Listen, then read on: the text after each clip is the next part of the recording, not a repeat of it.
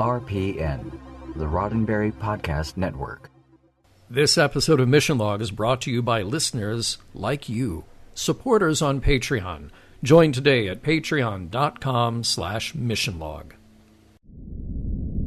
Mission Log, a Roddenberry Star Trek podcast, episode 352, Hard Time.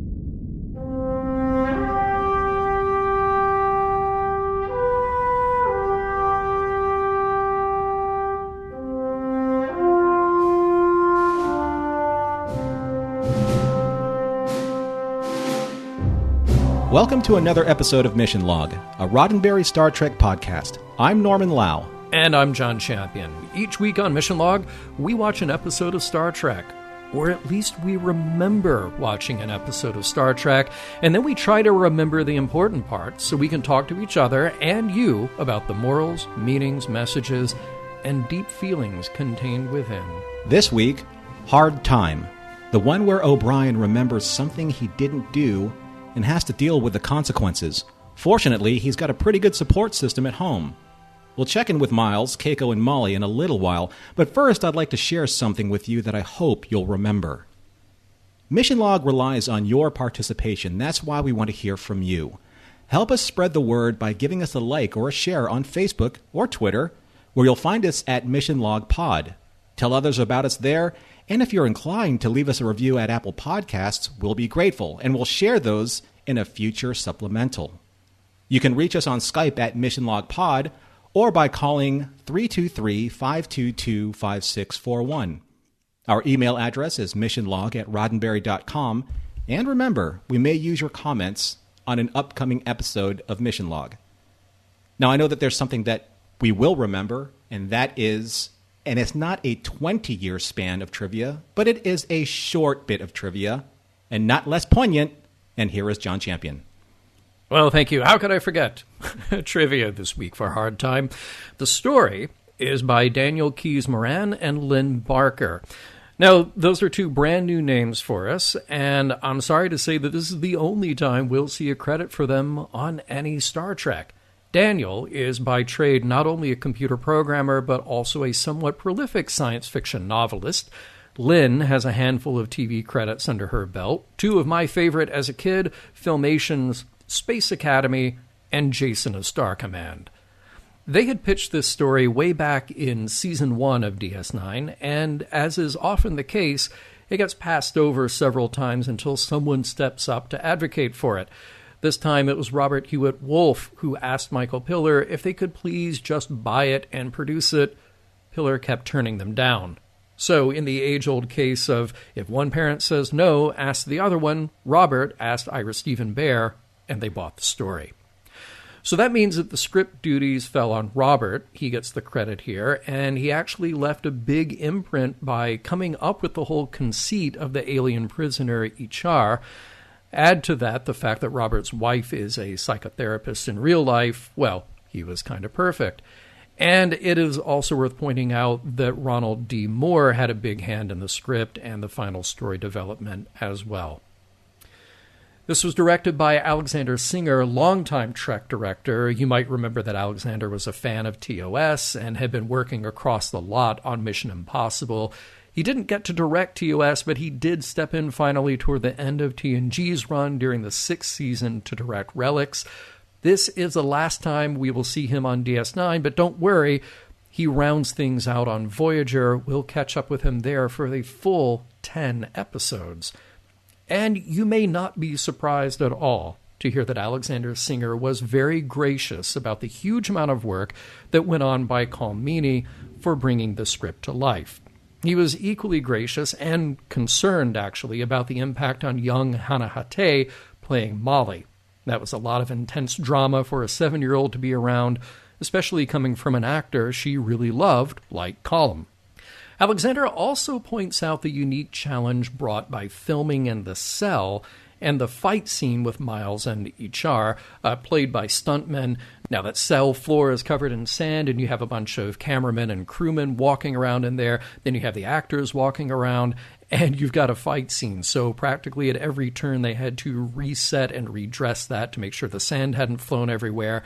And you had stuntmen who were playing older versions of these characters so they could have that fight.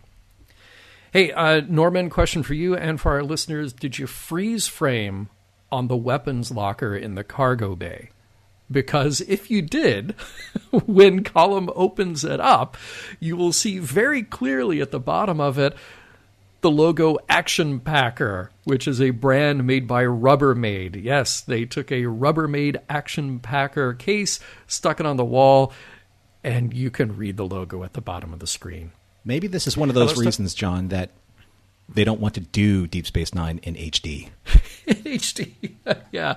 But you could do a little CG magic and maybe blur that out just a little bit or punch in a little on the film. But yeah, it was a little obvious even in standard def. Let's talk about guest stars. Now, of course, we are welcoming back a few people. We have Rosalind Chow as Keiko, Hannah Hate as Molly. We also have F.J. Rio back as Muniz, and we last saw him in Starship Down. Now, early on, we meet an Argrafi played by Margot Rose. You may not recognize her under the makeup, but you have definitely seen her before. She was Eileen Kamen's wife in The Inner Light on TNG. Gosh, I wonder if thematically there's something there about implanting false memories. And finally, we meet Ichar, who is Miles O'Brien's cellmate. He's played by Craig Wasson. This might be his only Star Trek appearance, but Craig worked quite steadily since the 1970s into the mid-2000s, doing the rounds as a TV guest star, of course, but pretty quickly landing roles in some major feature films, too. Brian De Palma's Body Double, Spike Lee's Malcolm X. He even pops up in the third installment of Nightmare on Elm Street. You know the DS9 writers hate to hurt O'Brien, they hate to see his pain, but they don't know how to stop. No, they don't know how to stop.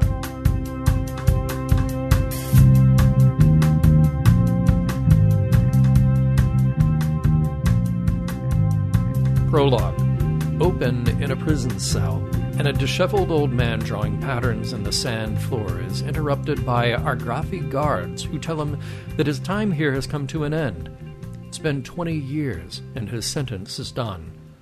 The old man is Miles O'Brien, who then wakes up on an examination table as his present-day self, surrounded by the same guards and Major Kira. They explain to him that the past 20 years of incarceration are a constructed memory implanted in him as a matter of the Argrafi's more efficient penal system.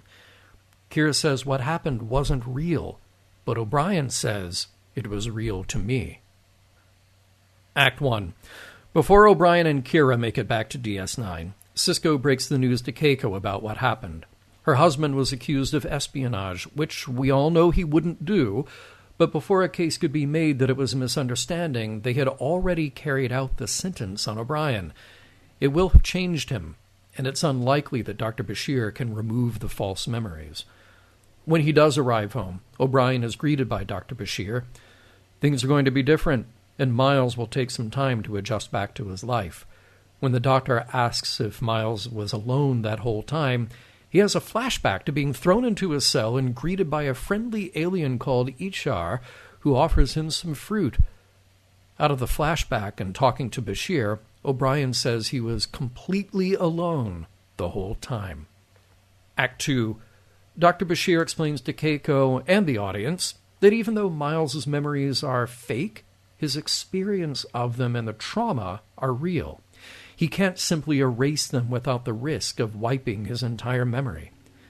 In the infirmary, Keiko comes to see her husband, but for a second he thinks he saw her as the alien from his cell. Snapping back to reality, he remembers that she's pregnant, and the two embrace. Later that night in their quarters, the O'Briens are at the dinner table, and Miles is pushing around his food, cutting it into smaller pieces and moving some of it off his plate onto a napkin. When Keiko asks, he apologized that it's a habit he picked up in prison where the guards would sometimes suspend their rations and he had to hide food. Enter into a flashback. Miles and his cellmate Ichar hide away some food behind a loose stone. Then Ichar gives Miles a mental exercise, geometric patterns drawn in the sand. It sparks some conversation, even a laugh, before the guard calls for lights out. The two find their places on the floor to get some sleep. Back to the present, and Keiko awakens in bed to find Miles asleep on the floor. Act 3. O'Brien is trying to find his social life again, too, hanging out at Quark's, and again there's the vision of HR just passing through, which breaks Miles' concentration. Back at work, the chief might be a little rusty, but he's still plugging away. That is until Bashir drops by for a visit and asks why he hasn't been to visit Counselor Telnori, as they had agreed 3 times a week. This makes Miles blow up, telling Bashir to butt out. Frustrations running higher, Miles has another flashback to HR in their cell, asking questions about Molly and raising his ire. His anger gets so out of hand that the guards warn of discipline until HR can physically subdue Miles. In the real world on DS9, even Quark is on the receiving end of Bashir's anger when he doesn't get his synthale fast enough. Sitting at a table, Miles is visited this time by HR, who speaks to him. He's his friend, and Miles needs him now more than ever. From across the bar, Quark and Odo notice Miles having a conversation with nobody at all. Act 4. Looking in a mirror, O'Brien sees HR again and tells him he doesn't care why he's here. He's okay. He doesn't need HR. Later, Sisko asks the chief about his behavior, confronting Bashir, confronting Quark, not visiting the counselor like he'd been asked. As of this moment, the chief is relieved from duty, and he'll be confined to the infirmary if he doesn't follow the doctor's orders. Storming off, O'Brien heads to the infirmary for an angry confrontation with Dr. Bashir. The doctor says he's his friend and just trying to help, to which O'Brien explodes that he has no idea what happened there to him in that prison. This time, though, it's not just the doctor who is pleading with O'Brien to take the help of a friend. It's HR standing there, too, in O'Brien's vision, telling him to not let happen here what happened back there. When O'Brien leaves again, walking down a corridor, HR follows and tells him that he's only there because clearly a part of Miles needs him to be there. Working his way back to his quarters, Miles is greeted by Keiko, who says she heard that he's been acting out. She knows how important work is to him, and as she's trying to talk him down, there's Molly, insistent that her father come look at a drawing she's made. When he says not now, she grows more insistent until he loses his temper and physically lunges toward her in a fit of anger. Keiko jumps in, holding Molly, and a devastated, apologetic Miles stalks off. In a cargo bay, the chief is bashing everything in sight, taking out his rage on boxes and crates until he stops long enough to open a weapons locker, pulls out a phaser, and sets it to the highest power, then places the emitter under his chin. Act 5. Quietly, in walks Dr. Bashir, trying to very calmly talk his friend down. Miles says he's got to do it to protect everyone else. He's not the man he used to be. He even tried to hurt Molly. Bashir counters that he's his friend and knows that he's a good man, which Miles says sounds like something HR said. Who is HR? The cellmate Miles had for almost the entirety of his 20-year punishment. Almost. Flashback to one night in the cell. Miles and HR are both hungry, achingly so, and it's been a week since they ate what Miles was able to hide away. It's time to go to sleep anyway, and at some point in the middle of the night, Miles catches HR quietly sneaking over to another hiding place with food. Miles attacks. The two fight it out until Miles snaps HR's neck and goes for the food, only to realize there is enough food for both of them, and that HR is dead. To make it worse, the guards started feeding the prisoners again the next day. Back in the cargo hold on DS9, O'Brien is despondent, telling Bashir the story and how he feels that he's failed. He killed because he'd been pushed so far and he feels like he lost his humanity. Bashir tells him that the Argrathi punished him, and that for an instant they won. That here he is, racked with the pain over what he did. An animal wouldn't do that. O'Brien knows better. He is better. The image of HR says, "Be well, Miles," and then disappears for good. Later, Bashir presents O'Brien with a hypospray. The compound won't make him forget, but it will get rid of the hallucinations and help with the depression. One more thing. He needs to see Counselor Telnori. Back at his quarters, a happy reunion. Keiko smiles as Molly yells that Daddy is home and goes to hug her father. The end. So this brings up a great question, John, and something that I want to start off with. Okay. Who is Counselor Telnori, and what race? Look, I'm just glad that they have a counselor, because so many times in DS9 I thought they need Deanna Troi. Mm-hmm. They need Deanna Troi. Please, where is Deanna Troi during all of this? And at least they acknowledge that there is a counselor who we will never see. But yeah, I'm going to go with, what would Andorian? No, Tellarite. I'm going to go with Tellarite. That sounds good. Very, very sympathetic and sensitive to Tellarites. Totally. Totally. Yeah. Just pick the two most volatile species on Star Trek. You know what? The end of this reminded me a lot of the quote that I think it was in... Was it in Balance of Terror? Where McCoy said, "Do not destroy the one named Kirk." Oh, was it? There's a million. Yeah, there are a million galaxies, and each one a million life forms. But do not destroy the one named Kirk. The one, And I found that one quote very applicable, because that's "Do not destroy the one named O'Brien." O'Brien, yeah. Oh, that's very sweet. No, I thought there are other Star Trek references that I definitely thought of in this, and didn't think of that one. It was very nice. Hey, let me pose a weird question to you. Is it better to live with a false memory, or to have someone remove the false memory, but then the other people around you remember that you had it removed? Are you asking me, or are you asking Rodek? Because that's kind of... We're dancing around that same point a little bit here in this episode. I know. And that's what's so weird about this episode is, like, okay, Bashir, you just did this. Like, you just did this a couple of weeks ago. You erased somebody's memory. And I know that he says, okay, well, this is a special case, and I can't do this without erasing the whole thing.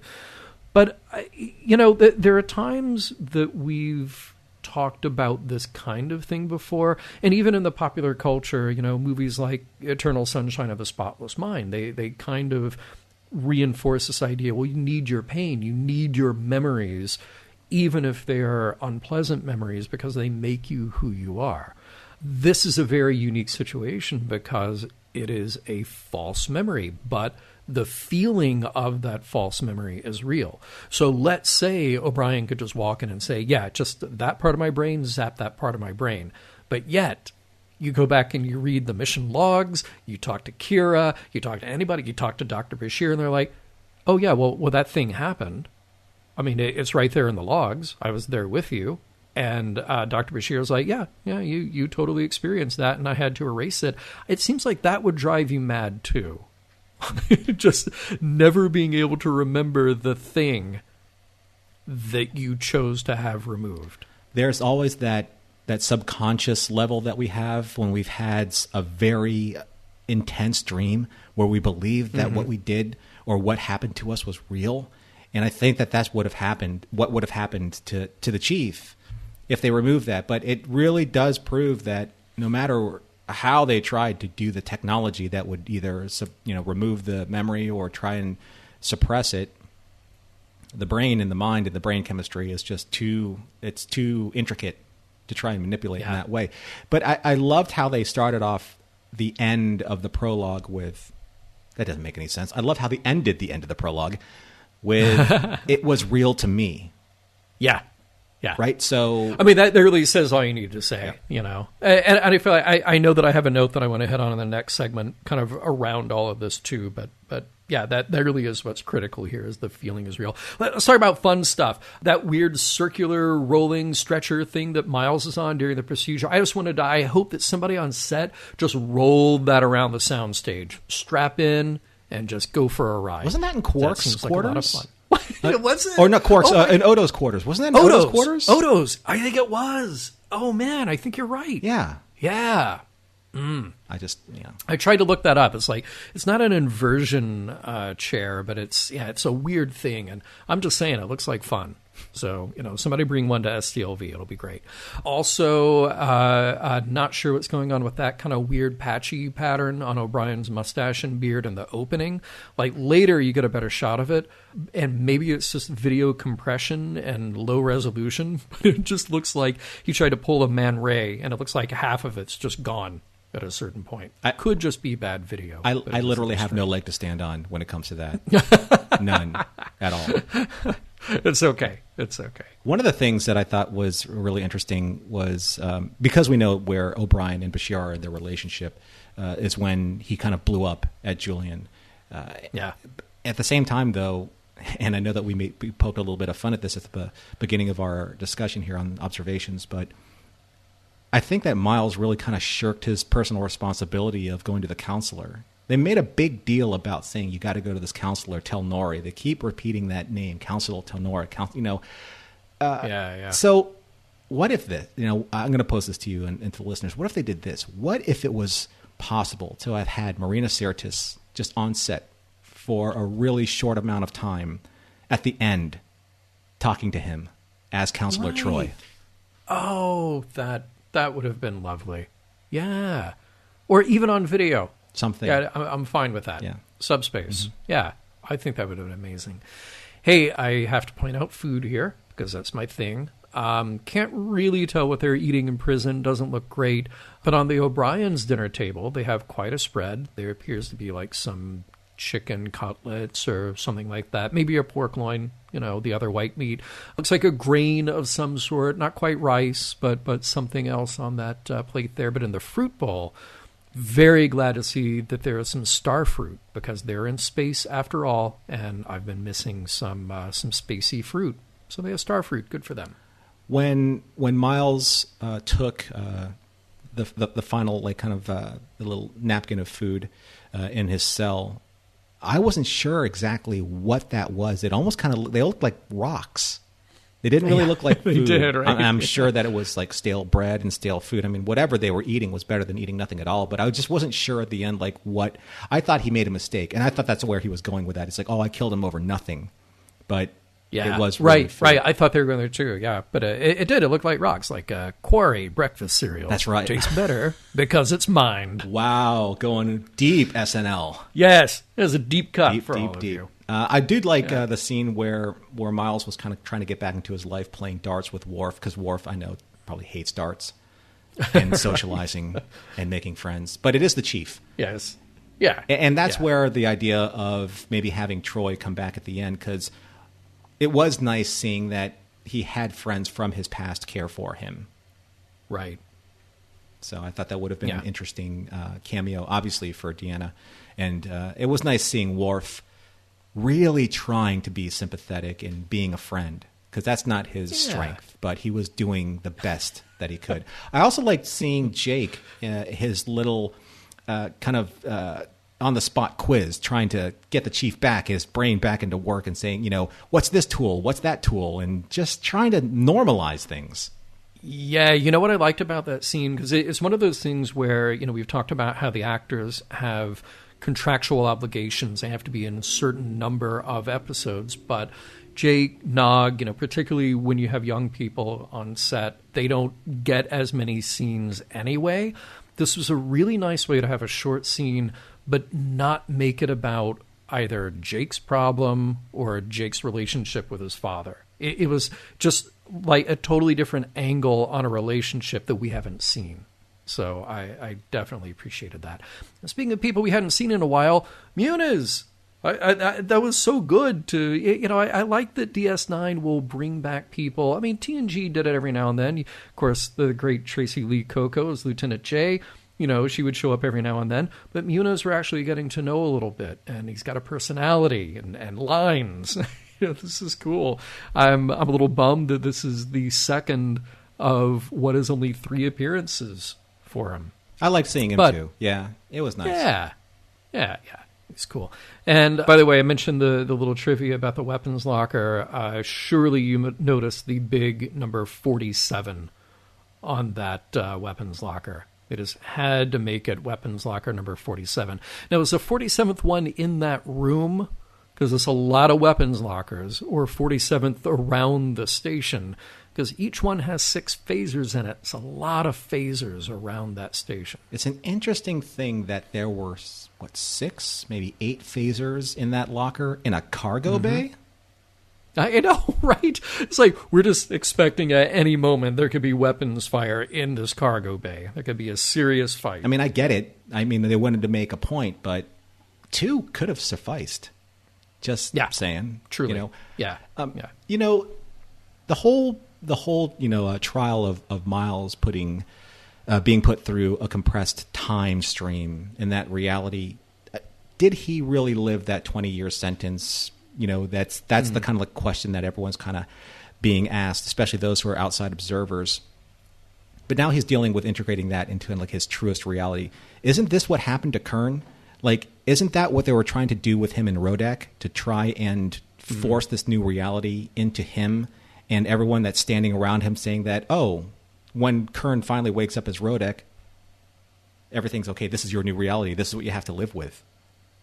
Right. It's a weird thing. Right. It's a weird thing that we're going back to this whole neural manipulation so quickly in between episodes, because the Sons of Moog wasn't that far away. It was just a couple episodes before this. Yeah, it's strange to have those two so close to each other, where, as we see in science fiction, mind erasing, mind manipulation could just be sort of used as a magic bullet or as this piece of horror as well. Yeah, it's almost like it's too easy in many respects. The other thing that kind of bugged me a little bit about what happened with the chief, even though that his 20-year incarceration was in his mind, per se, quote unquote, nowhere along that time did he admit to or make a point of that the Federation was trying to extradite him for his crime or for being a Federation citizen. So essentially, when he comes to and when he realizes what happens to him, and now he's living his life again in real time, does he feel that, okay, if I were captured by an alien government, would my friends come to try and rescue me? Whoa. Wow. Yeah, you have to wonder about that. Kira's right there. And you would think, is she watching this whole procedure take place? She can't do anything about it, but is she offering suggestions hey, you're 10 years into this. Can we just put in a thing where, if Federation ambassador shows up, just make a show of it, please, to make us look good? Could you? Nobody made an appeal for parole, or this is a Federation citizen that you have illegally incarcerated. Right. So I found that just a little strange that the Federation, with all of its might, didn't make an attempt to at least negotiate for his release.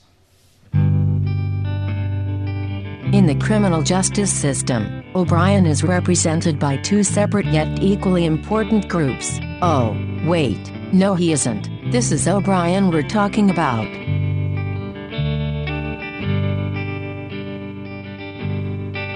All right, Norman, during the break we were talking about one of our favorite movies, and you told me in his voice what I had to do, where I had to go. Get your ass to Mars. Perfect. Yes. Yes, because Total Recall, of course, there's a bit of Total Recall that we have to swallow right up front in this one, which is fine. I love that movie. I think it's a cool concept, mostly because what's so intriguing to me in that, and it's something that I've brought up on Mission Log a few times before, is how our memories are not only incredibly unreliable, but also incredibly easy to manipulate. You can make people remember or misremember all kinds of things. And we touched on it a little bit in the last segment.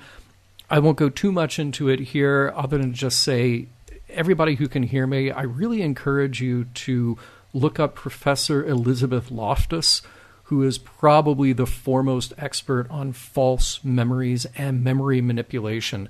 I just heard a terrific interview with her on Point of Inquiry podcast, and you can find her on many other shows as well.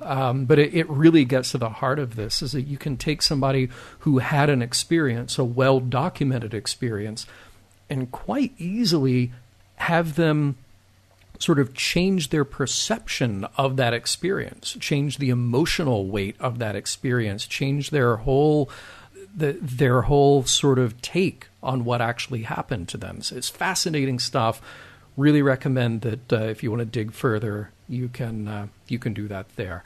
But I thought that was, I immediately thought of Total Recall. Like, here's the science fiction trope. It's a machine. We do a thing. We compress the memory. We stick it in you. It only takes a few minutes, or in Miles's case, a few hours. And then there's 20 years worth of memory to pull from, because memory is a process of your brain. It's not simply playing the videotape back every time you want to access that. But there's another, well, really the central part of this episode, something that's very important, that, to be quite honest, I feel a little overwhelmed and a little underprepared to talk about, which is that PTSD, post-traumatic stress disorder, that's really what's on display here. And I don't feel like I can bring any deep, meaningful or insightful angle on this, other than to say that is what they're grappling with. And there are many fine, books, films, TV shows, plays, etc., that try to deal with this, try to get into the head of somebody who is going through that. It's gut-wrenching to see Miles lose his sense of identity, and worse, to see him sort of lose that feeling of love and support that he has from his family and friends, to not be able to feel like he can trust them or trust himself around them. It's tragic. I mean, this episode is full of tragedy, and I guess sort of there are a couple of silver linings around all of that, but we're watching his descent and watching all these moments that have this terrible weight on him. And I think that's why bringing up that observation of the Federation not coming to his rescue in any form may have, in a way, reestablished some type of either disappointment or mistrust in his ability to, or inability to, reconnect with his friends when he came out of this mentally, manipulated incarceration. Yeah. Because the only person that he could trust, and the person that he ended up murdering, his friend for 20 years, Ichar, was the only one really that was trying to reestablish that connection of trust and trying to help him heal, even though that there are all these different layers that are being peeled away at O'Brien and eating away at him at the time. Isn't that interesting, though, that the whole thing is a construct, the whole thing is a program. So Ichar is part of that program. He's part of that construct. So the Argrathi had to come up with a way to insert into their program this thing, this subroutine, for lack of a better word, that tries to hold on to the humanity of the subject. What would be the purpose of doing that, I wonder? I mean, well, I've got a whole other thing about how they carry out their version of punishment anyway. But yeah, that just struck me. They're building this system that really tortures the person who is on the receiving end of it, but there's still this shred within it that has humor, that has generosity, that has compassion, that has curiosity, that has all these positive traits that you wouldn't think would be a part of it. Well, that's why I think the character of Ichar is actually really fascinating, because they did not have to do that. The Argrathi did not have to implant that particular subroutine in this process, in this memory. I mean, think about what he did. He created and forged this friendship. He said at one point in time, Ichar was his best friend and his only companion in the course of a nearly 20-year incarceration. But then he ends up murdering him over something so savage as hunger. And for those people that are the outside looking in, they don't know that he's just a figment. He's more than that to Miles. He's more than just this construct of what happened to him. To Miles, he was real. To Miles, he was someone that he needed to depend on to survive. HR taught him survival techniques. He taught him how to not go insane. He taught him humor. He taught him the mental technique to keep him distracted from going crazy in his solitary. Right. Well, it is sort of an interesting point of these unknowns that we're not sure how much of Miles' psyche fills in the blanks, where there's the construct, there's the cell, there are the guards, there's this routine, there's this sense of time, but we don't know if Miles's brain fills in a lot of missing information. So that might also be part of just what he needed to get through, even though HR is part of the program. I mean, we really don't know. And really that raises a question about what the Argrathi guards are doing, or what this prison system is doing. Do they know how it behaves on a non-Argrathi citizen? Because they just sort of decide in this very compressed amount of time, like, oh, okay, well, here, we caught him doing this, we find him guilty, we're going to punish him according to our system of punishment, and it's done before anybody can say anything about it. You know, that brings up a really good point and something I didn't consider, John. So I'm going to pose this question to you. I'm going to pose it to the listeners.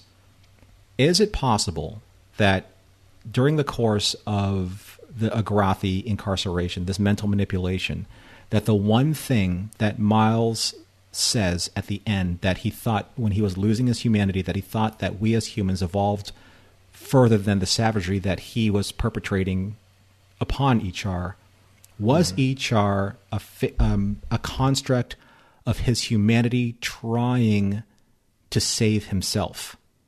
Something that they didn't expect that would manifest inside that program. And the guards or the torture are just constructs of the savagery that was trying to remove that last bit of humanity that HR represented. And in murdering HR, he took away that last layer that protected him from becoming the true savage that he thought he turned into. Right. Well, so let me pose this question then about their system of crime and punishment. I mean, look, our systems on Earth in the 21st century are imperfect, to say the least.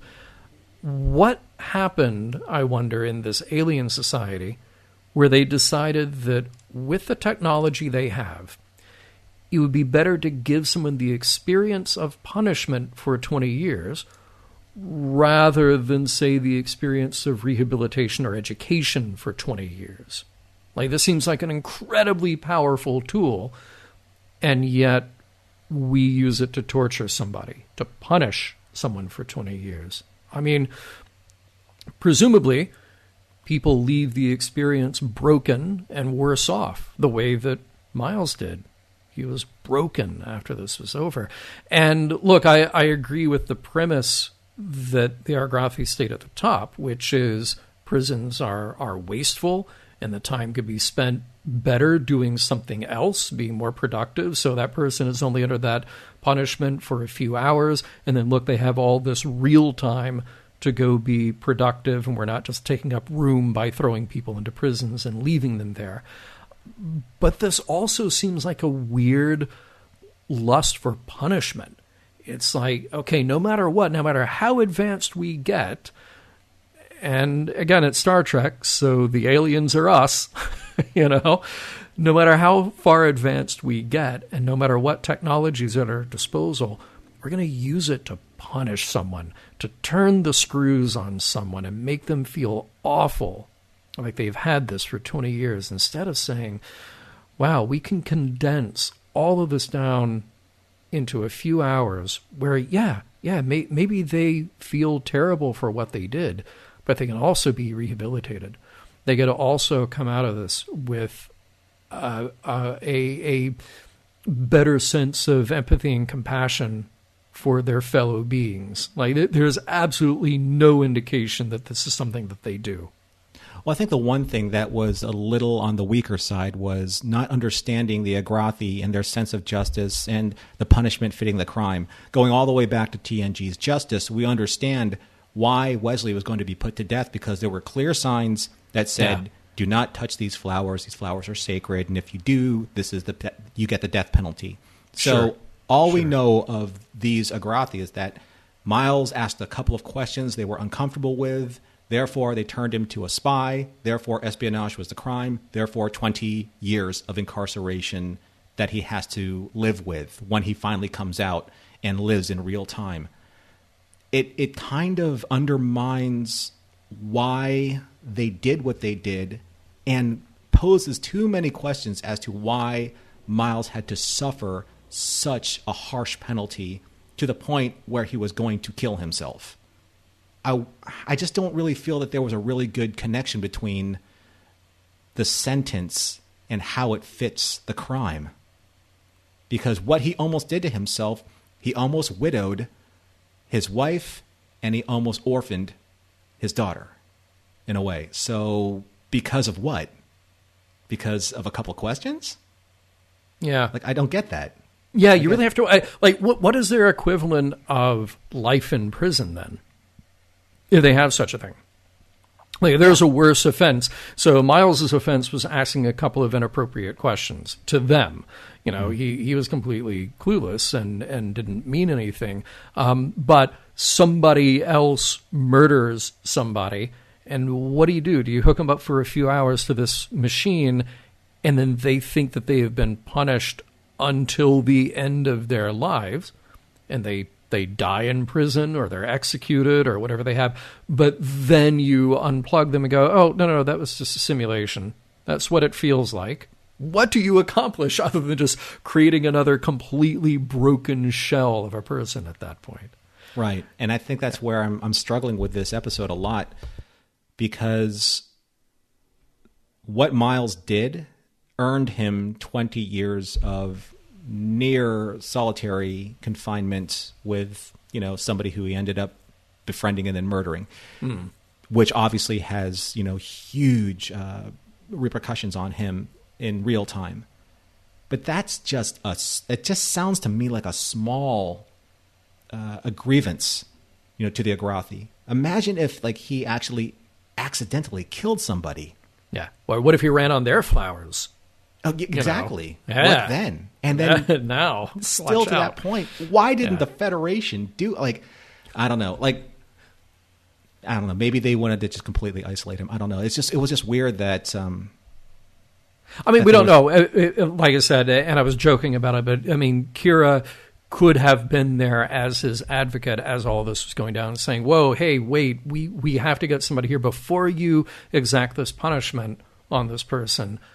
I have to get somebody else to come in and try to defend him. We have to try to stop this. We don't understand your laws, your technology, et cetera, et cetera." There could have been any other number of possibilities leading up to that. But what we got is this, insane mental torture. So let's talk about the big monologue. First of all, it's such a powerful scene. Colomini is just unbelievable in this role, and how cool it is that we've gotten to watch him grow from Next Gen into the real central player that he is here in DS9. That monologue about humanity being evolved, and he says, "I was no better than an animal." I get what he's saying.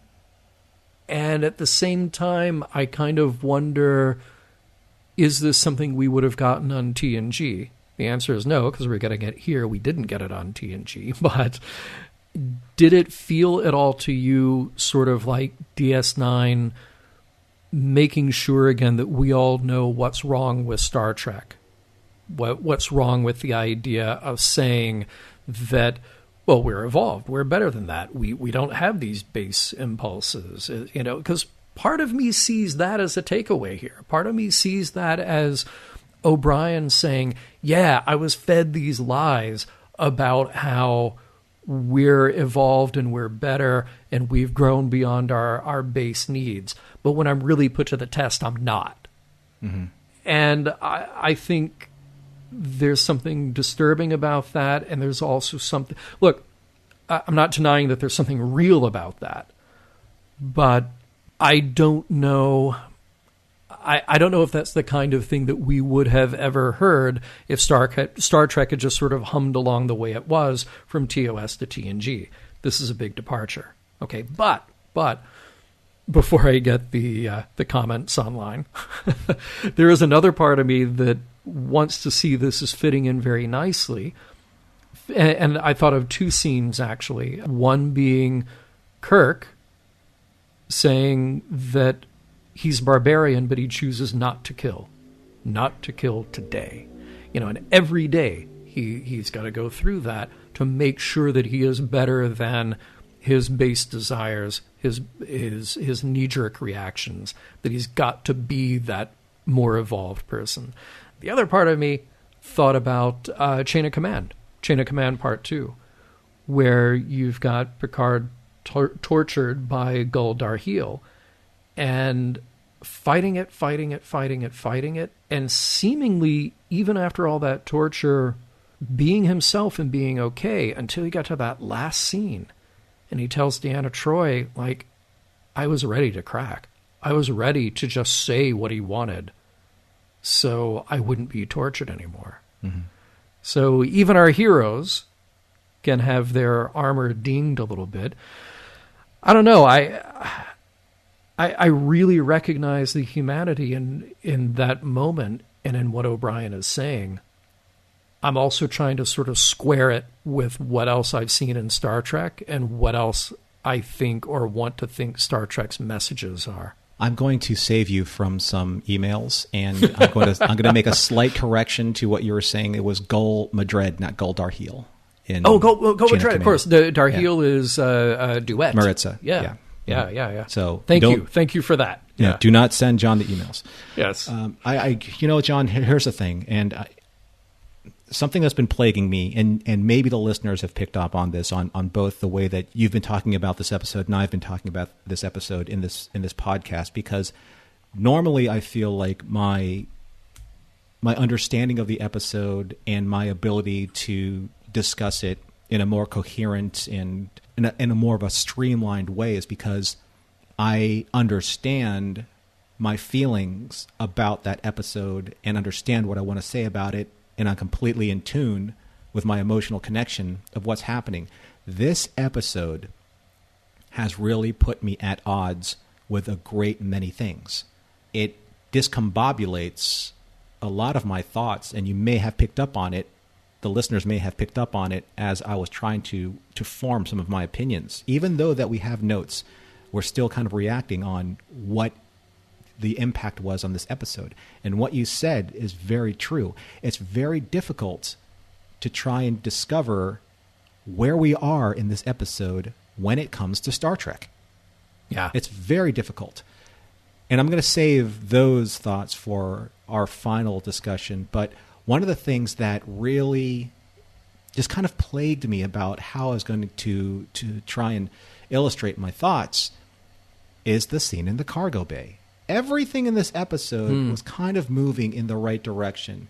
You know, the chief was struggling with post-traumatic stress, the idea of this mental incarceration plaguing him, and the frustration that he's taking out on his friends. Friends will forgive, family will forgive. There are things that are working here on a very realistic basis.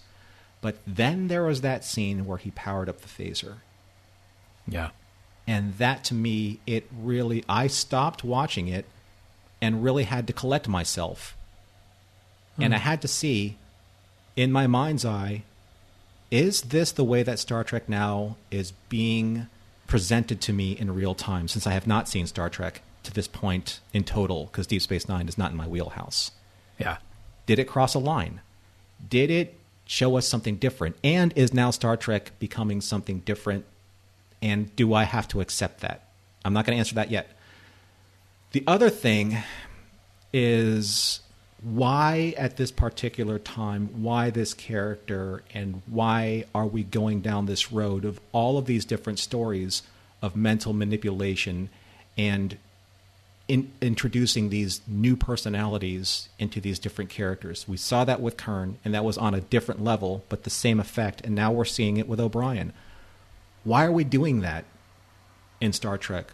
Where is the reason? What's the purpose? I'm trying to figure that out to see, like, why is this important to Star Trek storytelling at this time? And I'm trying to imagine myself back in the late 1990s when this came out. Was it something that was happening then? Was it something that they were trying to say about the social political time at that time in Star Trek? I just don't know. It plagues me, John. It really does. It really bothers me that I can't put my finger on what about this episode I really like and what about this episode that will change my perception of Star Trek as we move forward.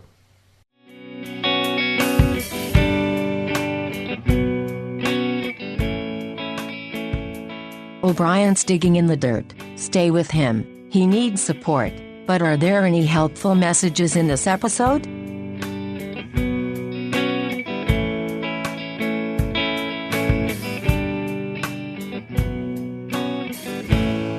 You know, John, one of the most difficult things about what we do here on Mission Log is to take what we have discussed in the previous segments and really try and understand what are the morals and meanings and messages. And in this case, in this episode, in Hard Time, I don't know about you, but I think it's one of the most difficult episodes of Star Trek that you and I have talked about. And I'd really like to see where you land on this. So please, with all the listeners and with me, share us where you are now during our dissection into the morals, meanings, and messages. So this one is a challenge, yeah. And I think the strengths of this episode, they really all come down to the actor, you know. And it's not to diminish anybody else on the show in this particular episode or any of the episodes, but Colomini really shines here. It really is about him. It's about his journey and showing this mental struggle on screen, just laid bare, and he's wonderful and raw and very real with it, which is, it's a big change of pace for Star Trek, for sure, seeing something like this.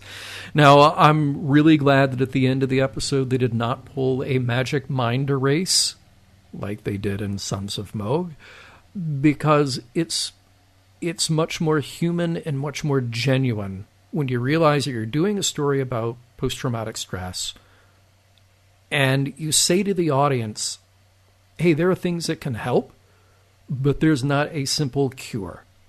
There's not just a magic bullet and then look, the trauma goes away and all the depression that comes with it is just gone, you know. So telling that story the way that they did, I thought was very well done. And they managed to do that all in, you know, the 45 minutes it takes to tell a singular Star Trek episode. And even though it kind of is this trope of O'Brien must be punished, well, I hate to say it, but he's awfully good. And I can't think about who else really would be the right person if you're going to tell this story. So they probably made the right choices all along there. So, I can say the episode holds up. I can say it works well. I can say the acting is fantastic. The directing is fantastic, etc. That all just sort of is right there and is very apparent. But I'm very curious to hear where the rest of our conversation goes, because I think I'm coming to a similar place that you are, which is to say, okay, how exactly is this a part of Star Trek? Because what I see when I read comments from other Star Trek fans is, and it's not just simply divided into two camps, there's a lot of nuance, there's a lot of different opinions coming to the table here, but people sort of asking, you know, is DS9 so great? Is it the best Star Trek because it's so real? and, keep using those words, oh, it's real, it's just so realistic and raw, and that makes it better than all the other Star Trek. And look, I want my characters to be realistic. I want them to be relatable. But I also want it to feel like Star Trek. And maybe to me, Star Trek is something that I got from the original series or from Next Gen. And it's sort of those morals, meanings, messages that aspiring to this sort of evolved, better humanity that is really exciting to me. And then I look at this and I go, wow, this is just tragic. This guy just got tortured and messed up and just hung out to dry. Now, the other side of that is that maybe if this had happened or something similar had happened to this on Next Gen, we would have felt like, oh, you know what, they really try to wrap it up too easily. Because in this episode, somebody talked to Counselor Choi for a few minutes, and then they're all better, and we just move on and never talk about it again. At least in this, we got acknowledgement that, that O'Brien has been through a lot. But at the end of the day, what are we saying here that is part of the Star Trek world? Mm-hmm. I can see many other stories told in many other places about people who are tortured and then have the mental anguish that comes after that. Mm-hmm. Why here? Yeah. Norman, maybe you can enlighten me a little. Well, I think you and I are on similar pages here, because the scene that really just made me struggle a lot with this episode is when the chief had the phaser at his chin and he was contemplating suicide in Star Trek.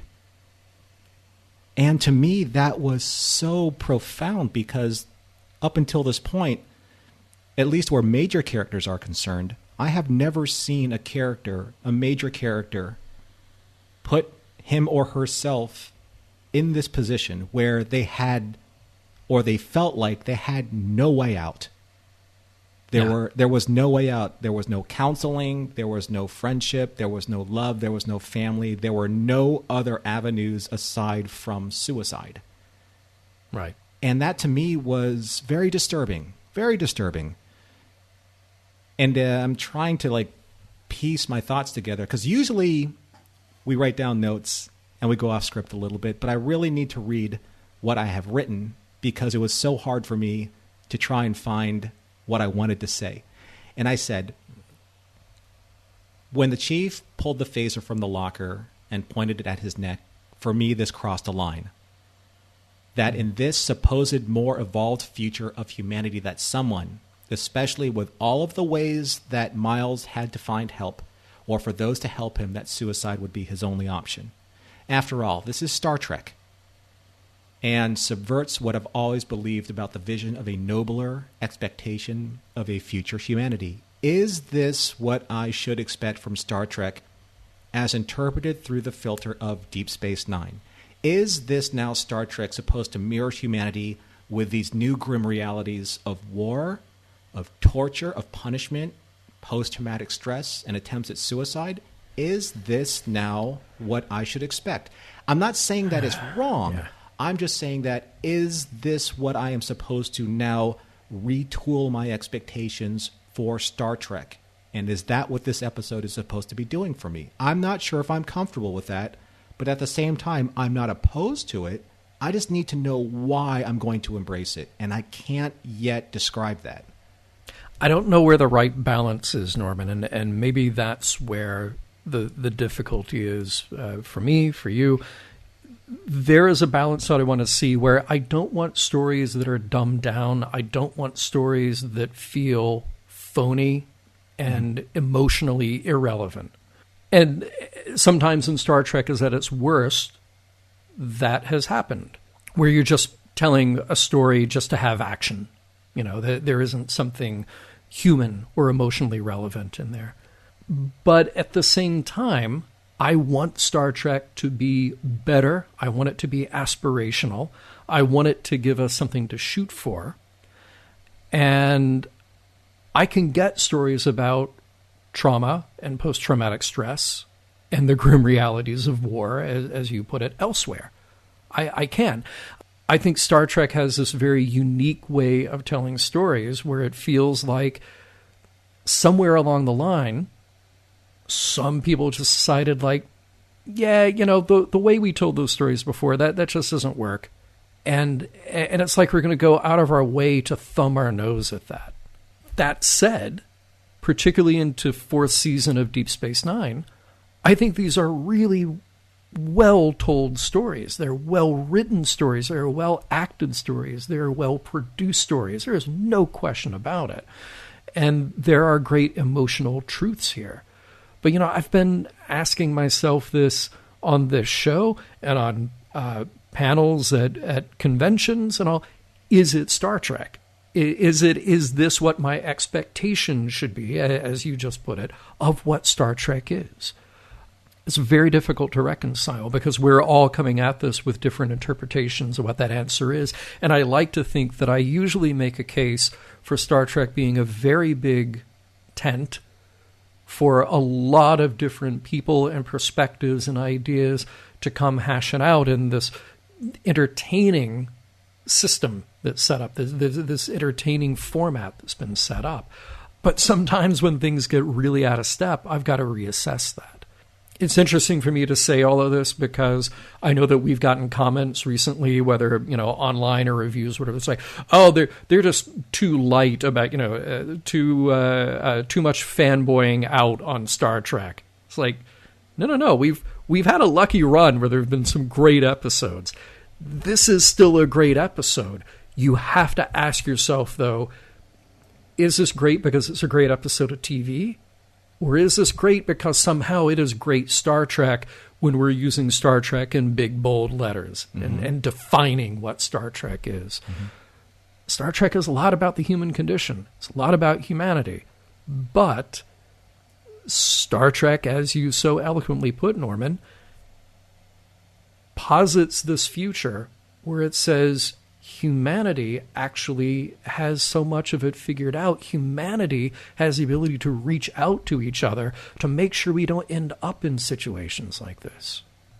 I don't know. I'm very torn. I'm very, very torn about this episode. Again, I'll say that it holds up because, yes, it is just well-made, well-produced, well-acted. But I'm trying to reconcile this with my take on what Star Trek is or is not. What about morals, meanings, messages? So I know that this may strike a chord with some people, either for good or ill. But I have to be honest. I don't think that our listeners deserve any less than my full honesty. And this may not sit well with some people.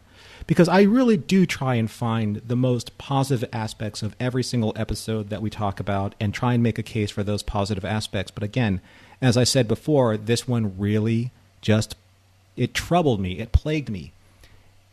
So when I say this with the truest intent of trying to be constructively critical about this episode. This is the first time, I think, that I have watched Deep Space Nine or Star Trek in general as a whole, and I found it profoundly not Star Trek. This episode can be seen as a great piece of science fiction. We've seen this in science fiction or drama or fiction, say like Homeland, where Nicholas Brody, played by Damian Lewis, is plagued by post-traumatic stress disorder and manipulated in certain ways because of that. That is great for Homeland, or great for other shows, CSI dramas, or other types of fiction. But that's not what I want from Star Trek. I'm not saying that what I want is right. I'm just saying that that's not what I come to expect. It's a great piece of science fiction, but at its core, for me, it's not Star Trek. Or at least that's not what I thought at first, because I had to let this episode settle. Ask yourself if you could see any other character on any previous Star Trek series winding up where Miles O'Brien does in this episode. That's a great question. And maybe in the Next Generation, possibly Geordi. Maybe. Obviously not Data, because Data has an out for everything. But I think they chose Miles because Miles had so much immediacy at stake. He had Keiko and Molly, right?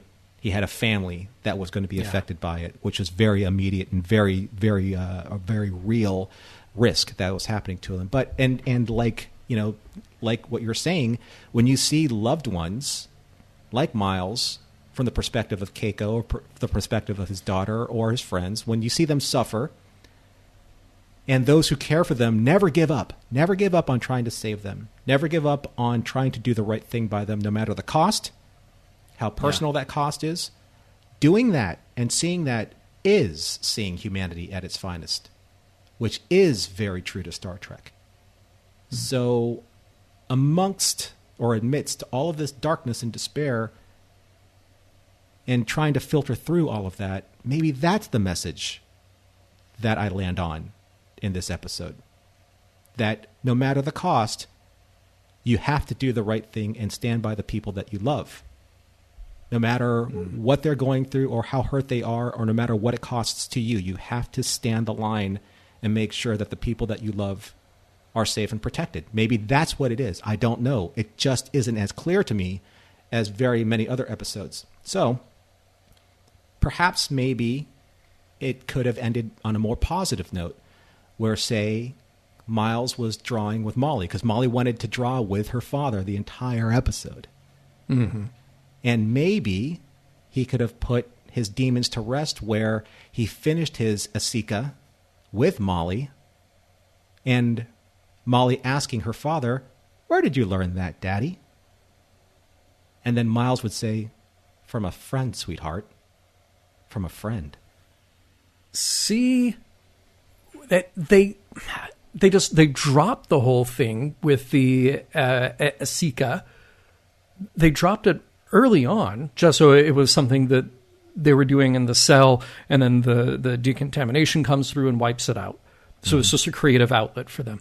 But they missed an opportunity to tie that in.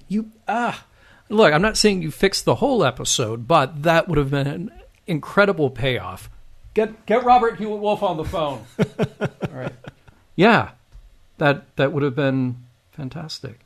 Nice. I mean, look, I'll say that as far as any other message that I picked up, you know, Miles goes through this trauma, and then he's taking it out on himself. He's taking it out on everyone around him. He refuses to go see the counselor. He refuses the help that's offered to him. And I know that it's so much easier said than done, but go to the counselor. Go take mental health seriously. Talk to someone. Work with a professional. It's not just for people who have been through trauma and are working through depressive episodes or chronic depression or something like that. It really is so incredibly important to get that part of our lives examined and thought through. You know, so I liked seeing some resolution there, even if it was grudgingly, that Miles is finally going to go see that counselor, who I'm just going to assume that we're never going to meet on DS9. Mission Log is produced by Roddenberry Entertainment, executive producer Rod Roddenberry. On our website, and your opportunity to comment and connect with us, is missionlogpodcast.com.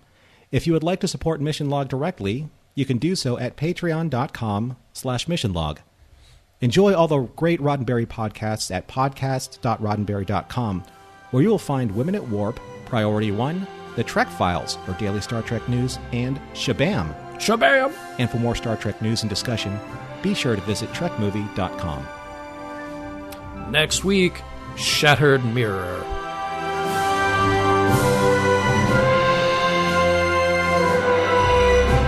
I wonder if O'Brien ever goes to the holosuite and runs a program about a typical boring day in Transporter Room 3. Those were the good old days.